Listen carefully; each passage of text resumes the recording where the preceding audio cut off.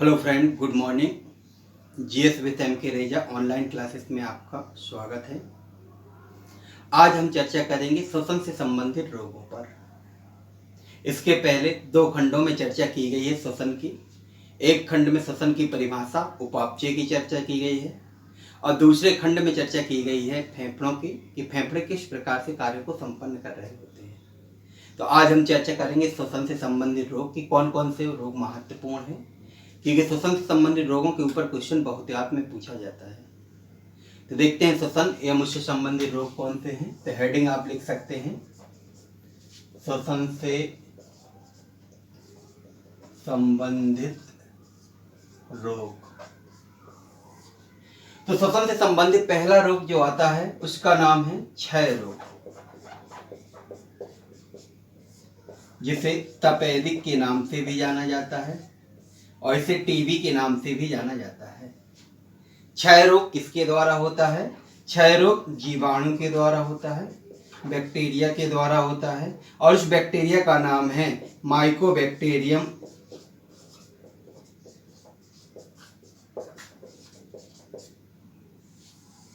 Tuberculosis.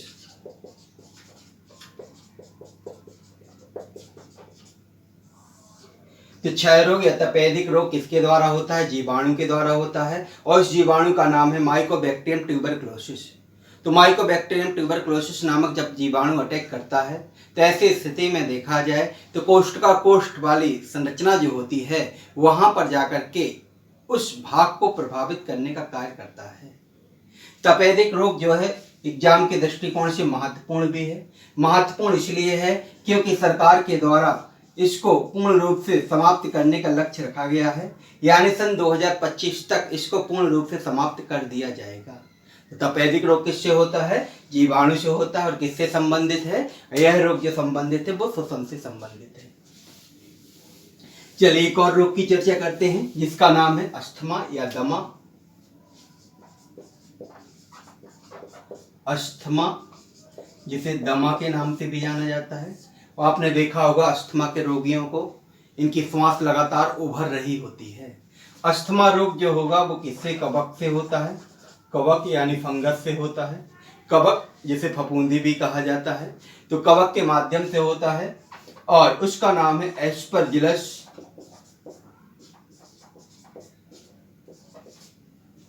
Fumigatus. तो Aspergillus fumigatus नामक कवक जब अटैक करता है तो यह फेफड़ों में पाए जाने वाले ब्रोंकाई तथा ब्रोंकियोल को, आप फेफड़ों की संरचना को देखिएगा, सेकेंड टॉपिक में जो है बनी हुई है जिसमें लिखा है श्वसनी एवं श्वसनिकाएं, यानी ब्रोंकाई एवं ब्रोंकियोल को सिकोड़ देता है, जिसके फलस्वरूप कोष्ठकाकोष्ठ तक एयर नहीं जा पाती है। और जब एयर नहीं जाती है तो ऐसी स्थिति में सांस उभरना प्रारंभ हो जाती है। तो दमा रोग या अस्थमा रोग किसके द्वारा होता है? कवक के द्वारा होता है, जिसका नाम क्या है? एस्परजिलस फ्यूमिगेटस है। आपको पता होगा कि अस्थमा रोग के उपचार के लिए इनहेलर का सहारा लिया जाता है, यानी इनहेलर का सहारा लेते हैं और उसके माध्यम से व्यक्ति जो होता है सामान्य हो जाता है। तो ये था दूसरा रोग आपका अस्थमा।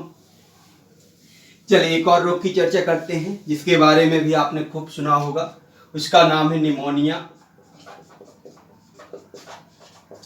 निमोनिया निमोनिया रोग जो है ये भी जीवाणु के द्वारा होता है।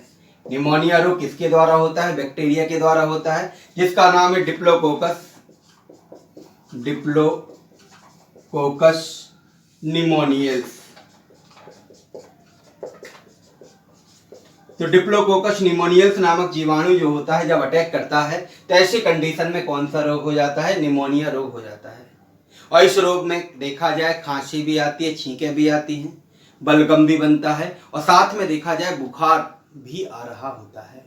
तो निमोनिया रोग किसके द्वारा होता है? जीवाणु के द्वारा होता है, जिसका नाम क्या है? डिप्लोकोकस निमोनियल्स। चलिए नेक्स्ट रोग की चर्चा करते हैं, काली खांसी।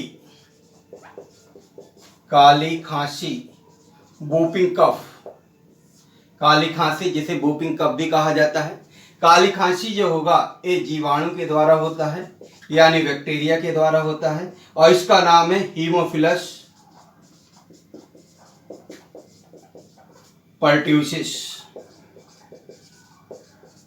तो हीमोफिलस परट्यूसिस नामक जीवाणु जब अटैक करता है तो ऐसे कंडीशन में काली खांसी नामक रोग हो जाता है। काली खांसी रोग जो होता है इसे कुकर खांसी के नाम से भी जाना जाता है। कुकर खांसी सामान्य भाषा में इसलिए बोल देते हैं क्योंकि इसमें दिन की अपेक्षा रात में अधिक खांसी आती है, इसलिए इसको कुकर खांसी की संज्ञा दे देते हैं। काली खांसी जो है ज्यादातर बच्चों में हो रही होती है, यानी यह रोग जो है या यह जीवाणु जो है ज्यादातर बच्चों को ही प्रभावित करने का कार्य करता है।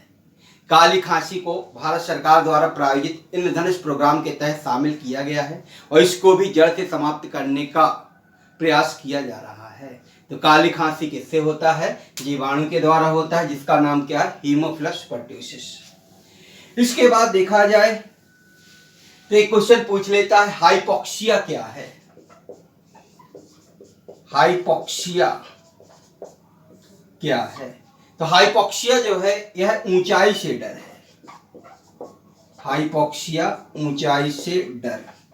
तो आपने देखा होगा कुछ व्यक्ति ऐसे होते हैं जो 10 मंजिला ऊपर से जब नीचे की ओर देखते हैं तो कभी कभी उनको चक्कर आने लगता है और कभी कभी वो मूर्छा के शिकार भी हो जाते हैं। इसी घटना को हाइपोक्सिया कहा जाता है। तो हाइपोक्सिया क्या है? ऊंचाई से डर है। ऐसे व्यक्ति जो होते हैं इनमें आरबीसी के द्वारा ऑक्सीजन का सर्कुलेशन नहीं हो पाता है या संतुलित मात्रा में नहीं हो पाता है, और जब संतुलित मात्रा में नहीं होता है तो ऐसी कंडीशन में व्यक्ति मूर्छा का शिकार होना प्रारंभ कर देता है या मूर्छा का शिकार जो है हो जाता है। तो ये था हाइपोक्सिया। इसके बाद एक और क्वेश्चन जो कि सबसे ज्यादा पूछा जाता है, एम्फाइसीमा। एम्फाइसीमा सीधी सीधी टर्मिनोलॉजी पूछी जाती है क्योंकि इस टर्मिनोलॉजी से पता नहीं चलता है किससे जुड़ा हुआ रोग है। तो एम्फाइसीमा में शरीर का कौन सा अंग प्रभावित होता है? तो कभी कभी ऑप्शन में फेफड़े दे देता है। एम्फाइसीमा से कौन सा तंत्र प्रभावित होता है? तो श्वसन तंत्र प्रभावित होता है। तो एम्फाइसीमा रोग जो होता है यह किसके द्वारा होता है? प्रदूषण के द्वारा होता है और धूम्रपान के द्वारा होता है, यानी पॉल्यूशन के द्वारा भी होता है और स्मोकिंग यानी धूम्रपान के द्वारा भी हो रहा होता है। तो पॉल्यूशन के माध्यम से होता है। तो पॉल्यूशन में देखा जाए तो सस्पेंडेड पार्टिकल, निंबनकारी कण जो होते हैं इस रोग को उत्पन्न करने के लिए उत्तरदायी होते हैं। सस्पेंडेड पार्टिकल के संदर्भ में अगर चर्चा की जाए तो ऐसे कण जो नंग आंखों से दिखाई देते हैं और नहीं भी दिखाई देते हैं, ऐसे कण जो फिल्टर पेपर को पार कर जाते हैं और नहीं भी कर पाते हैं, ऐसे कण जो मानव के लिए उपयोगी होते हैं और हानिकारक भी होते हैं, उन्हें सस्पेंडेड पार्टिकल कहा जाता है। आकार के आधार पर ये 3 प्रकार के होते हैं, यानी 3 प्रकार से इसे जो है वर्गीकृत किया गया है। ऐसे कण जिनका आकार 10 माइक्रोन या इससे अधिक होता है, ये 24 घंटे में पृथ्वी की सतह पर बैठ जाते हैं। दूसरा है ऐसे कण जिनका आकार 5 माइक्रोन या इससे ऊपर होता है, या कहा जाए 5 से 10 माइक्रोन के मध्य होता है, तो ये 7 दिनों में पृथ्वी की सतह पर लगभग बैठ जाते हैं। और ऐसे कण जिनका आकार 0.1 म्यू से लेकर के 5 म्यू के मध्य होता है, ये कभी भी पृथ्वी की सतह पर नहीं बैठते हैं और सदैव तैरते रहते हैं। यही कण जो होते हैं श्वसन मार्ग से शरीर के अंदर जाते हैं और श्वसन से संबंधित रोगों को उत्पन्न करते हैं। यानी श्वसन से संबंधित रोगों को उत्पन्न करने का कार्य कौन करता है? सस्पेंडेड पार्टिकल करता है।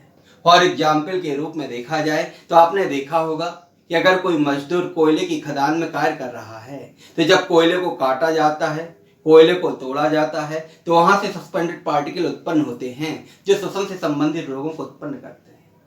कोई मजदूर है जो कि कॉटन मिल्स में कार्य करता है, जब कॉटन मिल्स में कार्य करता है तो जब रुई को धुना जाता है और जब रुई को धुना जाएगा तो उससे भी सस्पेंडेड पार्टिकल निकलेंगे जो श्वसन मार्ग से शरीर के अंदर जाएंगे और रोगों को उत्पन्न करने का कार्य करेंगे। तो सस्पेंडेड पार्टिकल जो हैं ये घातक होते हैं, लेकिन आकार के आधार पर कौन से कण घातक हैं? जिनका आकार 5 माइक्रोन से कम होता है। यूपीपीएससी प्री 2017 या 18 में क्वेश्चन पूछा भी गया था कि ऐसे कौन से सस्पेंडेड पार्टिकल हैं जो मानव के लिए घातक होते हैं। ऑप्शन में दिया था 5 माइक्रोन से कम आकार और 5 माइक्रोन से अधिक आकार। तो आंसर सही था 5 माइक्रोन से कम आकार।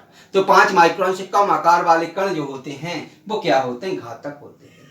दूसरा है धूम्रपान। तो धूम्रपान तो आप जानते ही होंगे, भारत सरकार का स्लोगन भी आता है कि धूम्रपान स्वास्थ्य के लिए हानिकारक होता है और इसके माध्यम से कैंसर हो रहा होता है। तो धूम्रपान जो होता है यह एम्फाइसीमा को उत्पन्न करने का कार्य करता है और इस रोग में कोष्ठ की फ्लेक्सिबिलिटी कम या समाप्त होने लगती है। यानी इस रोग में कोष्ठ जो होता है या एल्वोलाई जो होता है या कूपिकाएं जो होती हैं उनकी फ्लेक्सिबिलिटी यानी लचीलापन कम या फिर कहा जाए समाप्त होने लगता है। तो इस प्रकार से देखा जाए तो एम्फाइसीमा रोग जो है वो किसके द्वारा होगा? आपका प्रदूषण और धूम्रपान। जैसे कि हमने बताया कि सीधा क्वेश्चन पूछा जाता है कि एम्फाइसीमा रोग में शरीर का कौन सा अंग प्रभावित होता है, तो आंसर क्या हो जाएगा? लंग्स यानी फेफड़े हो जाएगा। एक और रोग है जिसका नाम होता है कैंसर, सुना भी होगा आपने। कैंसर के संदर्भ में अगर चर्चा की जाए तो विज्ञान की वह शाखा जिसके अंतर्गत कैंसर का अध्ययन करते हैं उसे ऑन्कोलॉजी कहा जाता है। हिंदी में इसको कर्क विज्ञान कहा जाता है। यानी कैंसर का अध्ययन किसमें किया जाता है? ऑन्कोलॉजी में किया जाता है, जिसे हिंदी में कर्क विज्ञान कहा जाता है। आसानी से आप इसको याद कर सकते हैं।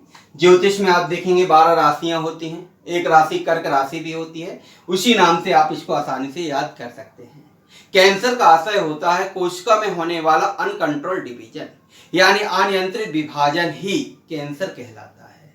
यानी हमारी कोशिकाएं जो हैं उनमें विभाजन तो होता है लेकिन कंट्रोल वे में होता है, लेकिन जब यह विभाजन अनकंट्रोल्ड हो जाता है तो किसका रूप धारण करता है? कैंसर का रूप धारण करता है। कैंसर के उपचार के लिए वर्तमान समय में कीमोथेरेपी का सहारा लेते हैं और रेडियोथेरेपी का भी सहारा लिया जाता है। कीमोथेरेपी में इंजेक्शन टैबलेट का डोज दिया जाता है। अगर सक्सेसफुल होती है तो व्यक्ति लंबे समय तक जीवन यापन करता है। इसके अलावा रेडियोथेरेपी का सहारा भी लेते हैं। रेडियोथेरेपी में गामा किरणों का प्रयोग किया जाता है और कुछ रेडियो आइसोटोप्स का प्रयोग करते हैं जिनके ऊपर बहुत क्वेश्चन पूछे जाते हैं। जैसे कि क्वेश्चन पूछा जाता है कोबाल्ट 60 के ऊपर कि कोबाल्ट 60 किसके लिए प्रयोग करते हैं? तो कोबाल्ट 60 का प्रयोग विभिन्न कैंसर के उपचार के लिए किया जाता है। यानी विभिन्न कैंसर के उपचार के लिए किसका प्रयोग करते हैं? कोबाल्ट 60 का प्रयोग करते हैं। एक और रेडियो आइसोटोप होता है जिसका नाम है फास्फोरस 32। फास्फोरस 32 का प्रयोग रक्त कैंसर के उपचार के लिए किया जाता है। तो रक्त कैंसर के उपचार के लिए किसका प्रयोग करते हैं? फास्फोरस 32। रक्त कैंसर के ऊपर भी क्वेश्चन पूछा जाता है कि रक्त कैंसर को किस नाम से जाना जाता है? तो इसे ल्यूकीमिया के नाम से जाना जाता है। ध्यान रखिएगा, चाहे ल्यूकीमिया कहा जाए चाहे रक्त कैंसर कहा जाए, दोनों एक ही चीज है। रक्त कैंसर किसके कारण होता है? तो WBC की अनियंत्रित वृद्धि के कारण होता है। यानी हमारे शरीर में प्रतिरक्षा तंत्र को मजबूत करने का कार्य कौन करता है? WBC ही करता है। लेकिन WBC में जब अनकंट्रोल्ड ग्रोथ होती है तो वह किसका रूप धारण कर लेता है? रक्त कैंसर का रूप धारण कर लेता है। तो रक्त कैंसर के उपचार के लिए किसका प्रयोग करते हैं? फास्फोरस 32। और कई बार ये क्वेश्चन जो है पूछा भी गया है। इसके बाद एक और है जिसका नाम है आर्सेनिक 74। आर्सेनिक 74 का प्रयोग किया जाता है ब्रेन ट्यूमर के उपचार के लिए। यानी ब्रेन ट्यूमर के उपचार के लिए किसका प्रयोग करते हैं? आर्सेनिक 74 का प्रयोग करते हैं। इसी प्रकार से होता है सोडियम 24। सोडियम 24 का प्रयोग किया जाता है शरीर के अंदर रक्त का थक्का पता लगाने के लिए। यानी शरीर के अंदर कहीं पे रक्त का थक्का जमा हुआ है तो उसकी जानकारी प्राप्त किससे की जाती है? सोडियम 24 से की जाती है। एक और रेडियो आइसोटोप्स होता है जिसका नाम है आयोडीन 131। आयोडीन 131। आयोडीन 131 का प्रयोग किया जाता है, नाम से स्पष्ट आयोडीन लगा है, थायराइड ग्रंथि।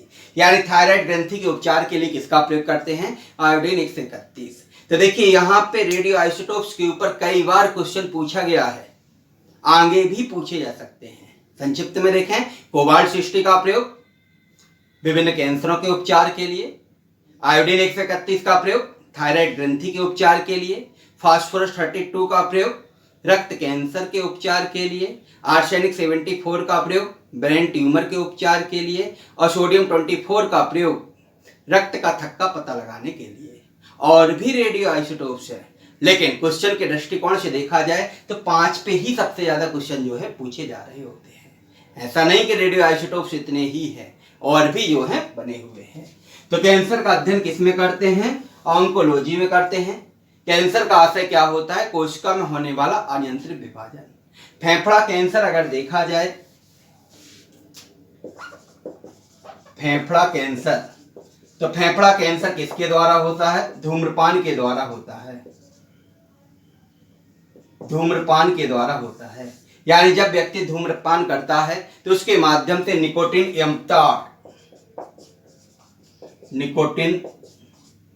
एम्पटार नामक पदार्थों का निर्माण होता है। और निकोटीन एम्पटार नामक पदार्थ जो होते हैं यह एक्साइटेड सब्सटेंस होते हैं जो कोशिका के अनकंट्रोल डिवीजन को प्रेरित करते हैं, जिसके फलस्वरूप लंग्स कैंसर यानी फेफड़ा कैंसर नामक रोग हो जाता है। आपने देखा होगा लगातार भारत सरकार इसके संदर्भ में प्रयास कर रही है कि इस कैंसर से निजात पाई जाए। इसलिए जितने भी धूम्रपान से संबंधित ऐड आते हैं उसमें धूम्रपान से संबंधित जो हैं चित्र, तस्वीर इत्यादि जो है दिखाई गई हैं कि इस प्रकार से जो है कैंसर हो रहे होते हैं। इसी प्रकार से देखा जाए डिजिटल संसाधन में, टीवी वगैरह में विभिन्न प्रकार के ऐड भी आ रहे होते हैं।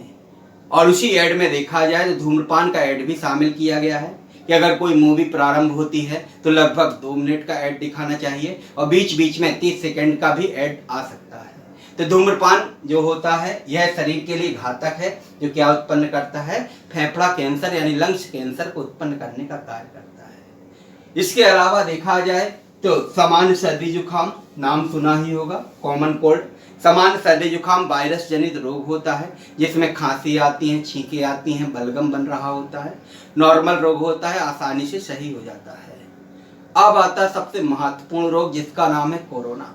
तो आपने सुना होगा कोरोना वायरस जिसका प्रकोप वर्तमान में चल रहा है।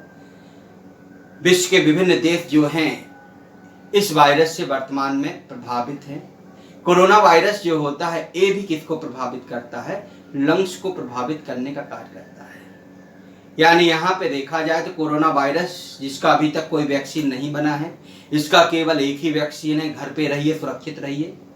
भारत सरकार भी लगातार प्रयास कर रही है और समस्त लोगों से निवेदन कर रही है कि घर पे रहें, सुरक्षित रहें, ताकि इस वायरस को हम भारत से जड़ से समाप्त कर सकें। तो कोरोना वायरस में शरीर का कौन सा अंग प्रभावित होता है? तो श्वसन तंत्र यानी लंग्स ही प्रभावित हो रहे होते हैं। इसके अलावा अप्लाइड क्वेश्चन में देखा जाए 2-3 अप्लाइड क्वेश्चन निकल के आते हैं। पहला अप्लाइड क्वेश्चन है कि क्या कारण है कि हमें मुख से ही श्वसन क्रिया करनी चाहिए, ना कि मुख से श्वसन क्रिया नहीं करनी चाहिए, नसिका गुहा से ही श्वसन क्रिया करनी चाहिए। क्वेश्चन है क्या कारण है कि हमें नसिका गुहा से ही श्वसन क्रिया करनी चाहिए, मुख गुहा से नहीं। तो देखिए हमने इसके संदर्भ में बताया भी था और चर्चा भी की थी कि नसिका गुहा जो होता है इसमें श्लेष्मा झिल्ली पाई जाती है जिसके माध्यम से श्लेष्मा बनता है और हेयर पाए जाते हैं। श्लेष्मा झिल्ली जो होती है ये वायु में पाए जाने वाले धूल के कण, तिनके इत्यादि को चिपका लेता है। और हेयर जो होते हैं इसके माध्यम से वायु रगड़ खाती है और बॉडी के टेम्परेचर पर मेंटेन होती है।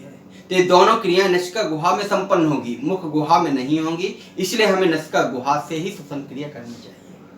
नेक्स्ट अप्लाइड क्वेश्चन है कि क्या कारण है कि मेढक जल एवं थल दोनों में श्वसन क्रिया कर सकता है या दोनों में रह सकता है, लेकिन मनुष्य केवल स्थल में रह सकता है।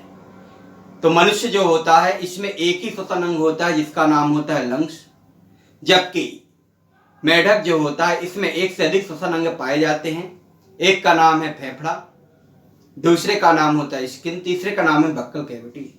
जैसे ही मेढक जल में जाता है यह बक्कल कैविटी और स्किन के माध्यम से श्वसन क्रिया करता है, और जैसे ही वह स्थल में आता है वैसे ही वह लंग्स के माध्यम से श्वसन क्रिया करता है।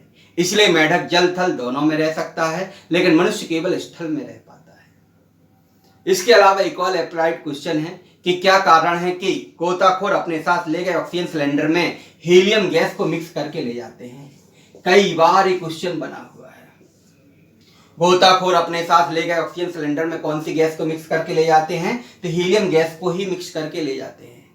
क्यों ले जाते हैं? क्योंकि जैसे जैसे पृथ्वी की सतह के नीचे जाएंगे तो एटमॉस्फेयर प्रेशर बढ़ता जाता है, वायुमंडलीय दाब बढ़ता जाता है, और जब दाब बढ़ेगा तो ऐसी स्थिति में शरीर में बनने वाले नाइट्रोजनस पदार्थ जो होते हैं ये छल्ले नुमा संरचना बनाना प्रारंभ कर देते हैं।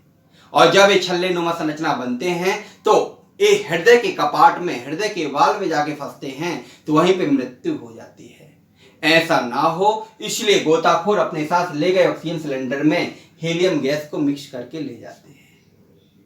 इसी प्रकार से देखा जाए एक और अप्लाइड क्वेश्चन आता है, कृत्रिम श्वसन क्या होता है? कृत्रिम श्वसन, आर्टिफिशियल रेस्पिरेशन, इसके ऊपर क्वेश्चन पूछा जाता है कि कृत्रिम श्वसन किसको दिया जाता है? तो आंसर हो जाएगा कि कृत्रिम श्वसन जल में डूबे हुए व्यक्तियों को दिया जाता है। जल में डूबे हुए व्यक्तियों को दिया जाता है। तो अनुमान तो आप लगा ही चुके होंगे। तो आप देखते हैं भारत कैसा देश है? प्रायद्वीपीय देश है।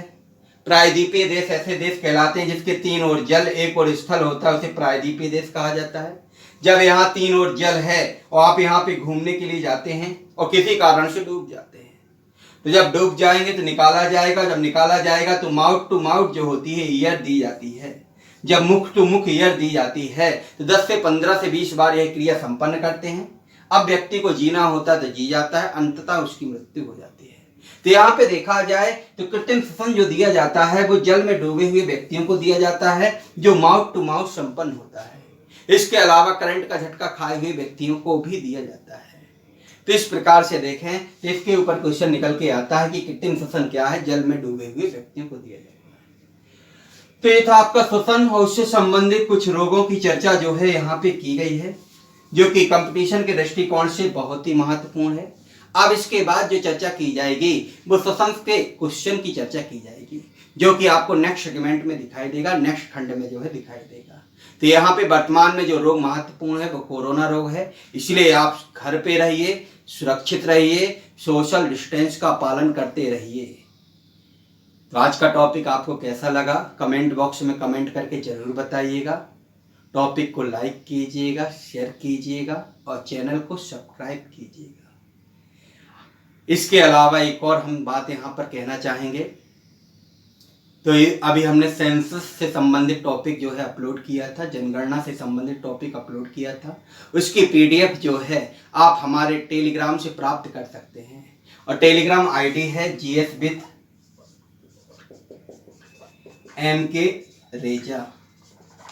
तो GS with MK रेजा, वहाँ पर इसकी पीडीएफ आपको अवेलेबल है, मिल जाएगी। इसके अलावा देखा जाए तो हृदय के क्वेश्चन की सॉल्विंग करवाए थे, उसकी पीडीएफ भी आप यहाँ से प्राप्त कर सकते हैं।